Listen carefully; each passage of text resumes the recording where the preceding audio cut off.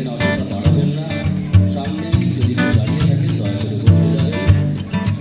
অনেক চেয়ার খালি রয়েছে, সেগুলোতে আপনারা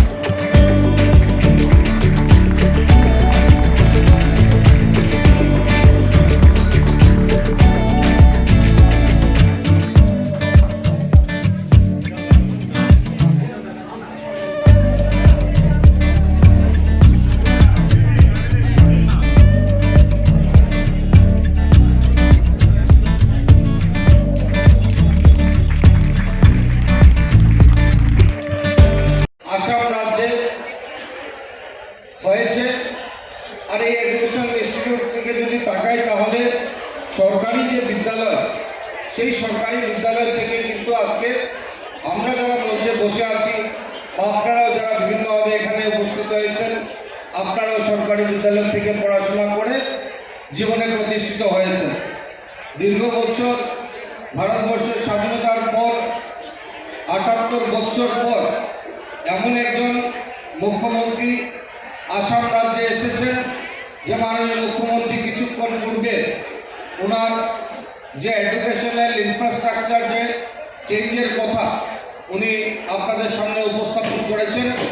আমি মুখ্যমন্ত্রীর সম্বন্ধে দু লাইন বলতে চাই যে এমন একজন মুখ্যমন্ত্রী প্রথমবারের মতো আমরা লক্ষ্য করি যে এই যে মানুষের অন্তর্নিহিত পরিপূর্ণ বিকাশ, সেই বিকাশের কথা চিন্তা করে অন্তর্নিহিত পরিপূর্ণ বিকাশ যদি হতে হয় তাহলে একটা ব্যবস্থাও অবশ্যই থাকা দরকার।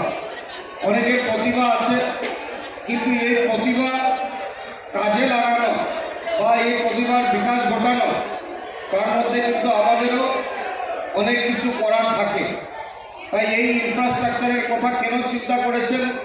আমরা জানি শিক্ষাই আমাদের মেরুদণ্ড, আর শিক্ষা না হলে এই জগৎকে বা এই জাতিকে এগিয়ে নিয়ে যাওয়া সম্ভব না। একটা শিক্ষিত জাতি সে একটা উন্নত দেশ দিতে পারে। তার লক্ষ্যে মাননীয় মুখ্যমন্ত্রী দীর্ঘ বছরের যে এই ইনফ্রাস্ট্রাকচার এডুকেশনাল ইনস্টিটিউটে তাকে চেঞ্জ করে, বদল করে, নতুন করে একটা ইনফ্রাস্ট্রাকচার দেওয়ার কথা উনি চিন্তা করেছেন।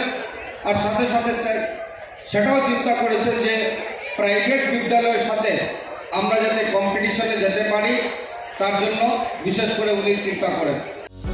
যে কোনো খবৰৰ বাবে যোগাযোগ কৰক আমাৰ এই নম্বৰত 9181 307 2221।